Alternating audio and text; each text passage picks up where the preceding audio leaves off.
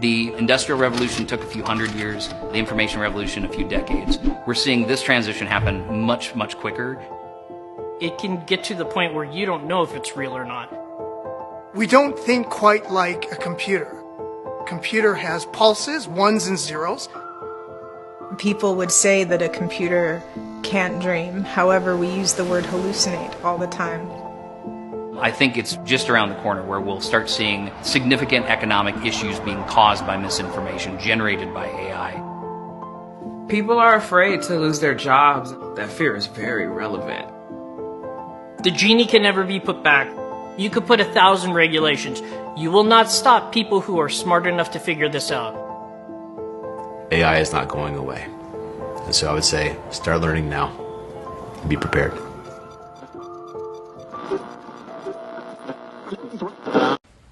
Assalamualaikum dan selamat petang. Hari ini, saya akan membentangkan tentang impak Artificial Intelligence, kecerdasan buatan atau AI terhadap pekerjaan dan hubungan pekerjaan dalam sesebuah organisasi. Pertama sekali, apakah yang dimaksudkan dengan Artificial Intelligence, kecerdasan buatan atau AI?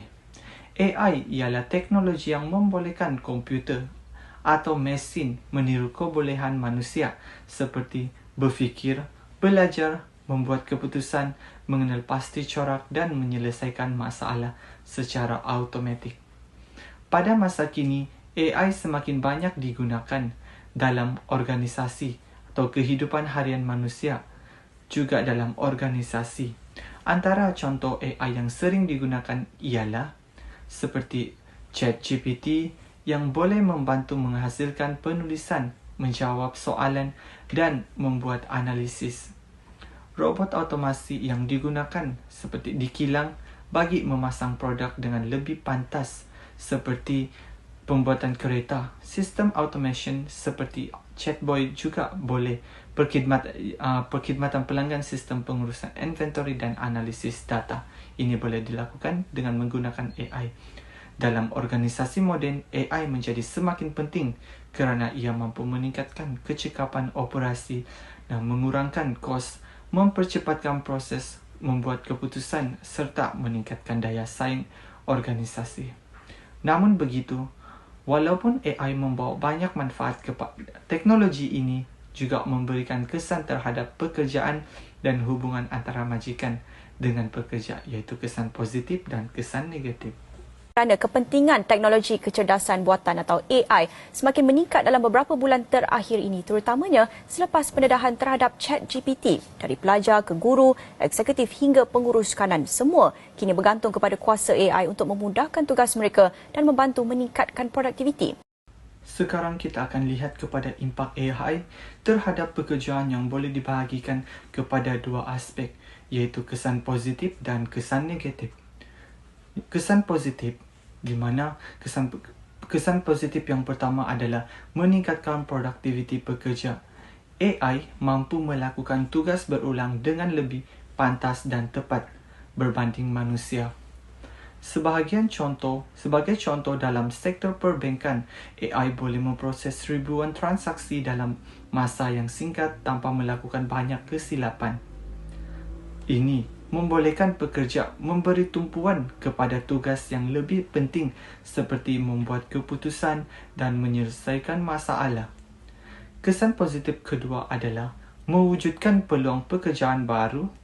Walaupun sesetengah pekerjaan digantikan oleh AI, teknologi ini juga mencipta permintaan terhadap pekerjaan baru seperti Forum Ekonomi Dunia WEF menerbitkan laporan pekerjaan baru untuk tahun 2025 dan antara yang turut disentuh dalam laporan ini ialah impak AI serta tenaga boleh baru, yang mana kedua bidang ini dipercayai untuk tahun ini menggerakkan transformasi perniagaan di peringkat global.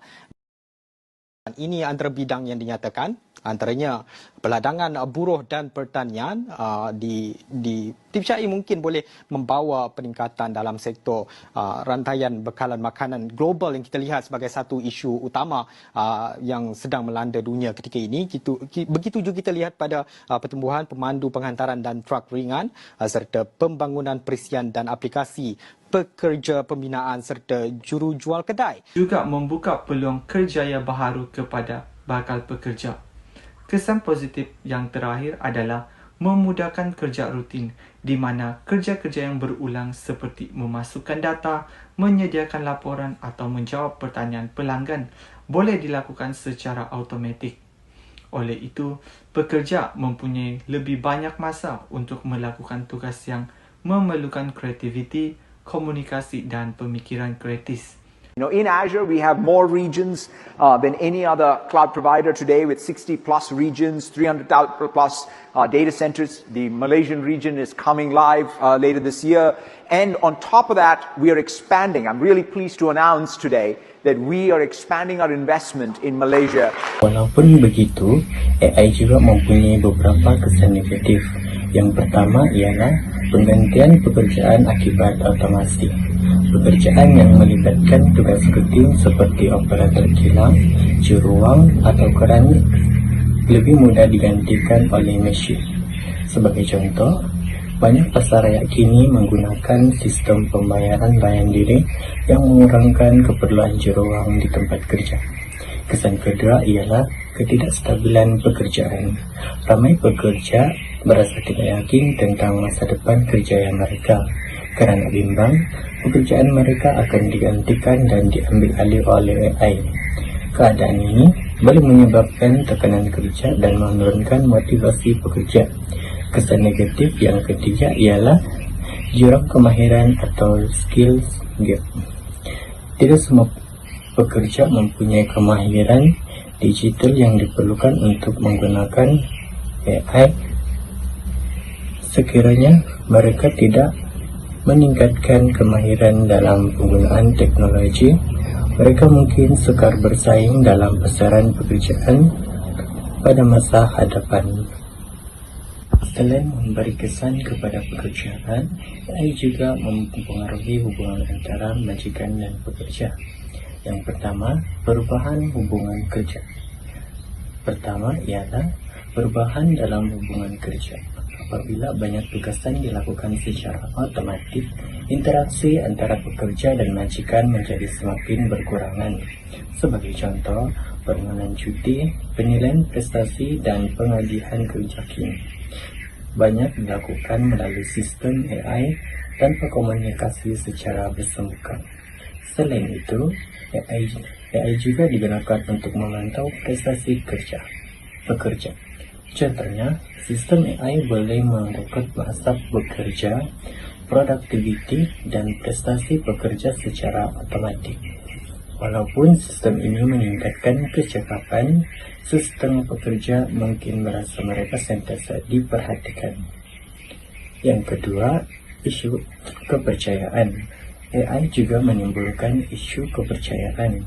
Ramai pekerja berasa takut AI akan menggantikan pekerjaan mereka di tempat kerja. Akibatnya, pekerja mungkin merasa kurang selamat dan kurang yakin terhadap organisasi tersebut. Selain itu, penggunaan AI untuk menilai prestasi boleh meningkatkan tekanan kerja. Hal ini demikian kerana pekerja mungkin merasakan mereka perlu sentiasa mencapai sasaran yang ditetapkan oleh sistem AI dalam sesebuah organisasi tersebut.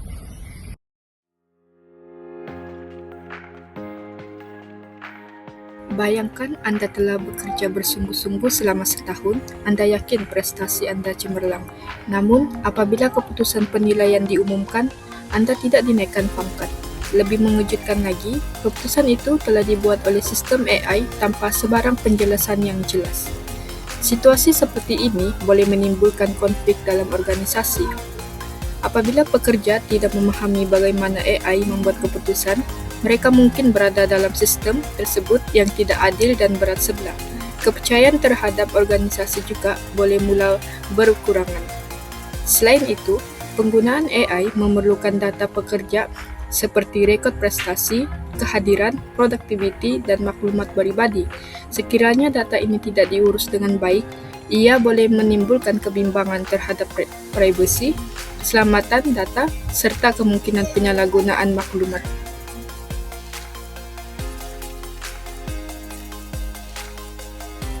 Walaupun AI menawarkan pelbagai manfaat, pelaksanaannya bukanlah sesuatu yang mudah.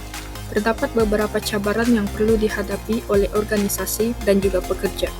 Cabaran pertama ialah kekurangan kemahiran digital. Tidak semua pekerja mempunyai kemahiran atau pengalaman menggunakan teknologi AI. Tanpa latihan yang mencukupi, mereka mungkin berasa sukar untuk menyesuaikan diri dan akhirnya kurang yakin dengan perubahan yang berlaku. Cabaran seterusnya ialah kos pelaksanaan AI. Organisasi perlu melabur dalam pembelian perisian, perkakasan, penyelenggaraan sistem, serta latihan kepada pekerja. Bagi syarikat kecil dan sederhana, kos ini boleh menjadi satu beban yang besar. Selain itu, perubahan budaya kerja juga merupakan satu cabaran. Apabila AI mula digunakan dalam operasi harian, cara bekerja akan berubah. Pekerja perlu belajar bekerja sama dengan teknologi, manakala pihak pengurusan perlu memastikan proses perubahan ini berjalan secara berperingkat supaya semua pihak dapat menyesuaikan diri.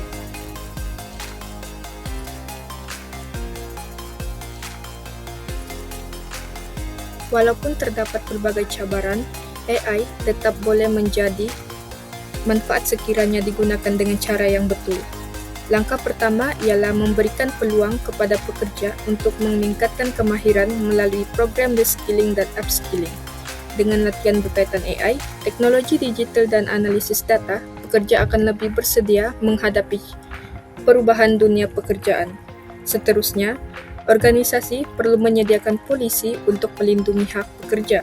Sebelum penggunaan AI menyebabkan perubahan kepada tenaga kerja, pekerja perlu diberi latihan, sokongan, dan peluang untuk menyesuaikan diri terlebih dahulu. Penggunaan AI juga mestilah beretika. Organisasi perlu memastikan setiap keputusan yang dibuat adalah telus, adil, serta menghormati privasi pekerja. Ini penting bagi membina kepercayaan antara majikan dan juga pekerja. Pada masa yang sama, AI tidak sepatutnya dilihat sebagai pengganti manusia. Sebaliknya, AI perlu menjadi rakan kerja yang membantu meningkatkan productivity. Manusia masih mempunyai kelebihan yang sukar ditandingi seperti creativity, empati, kemahiran berkomunikasi, dan pertimbangan moral.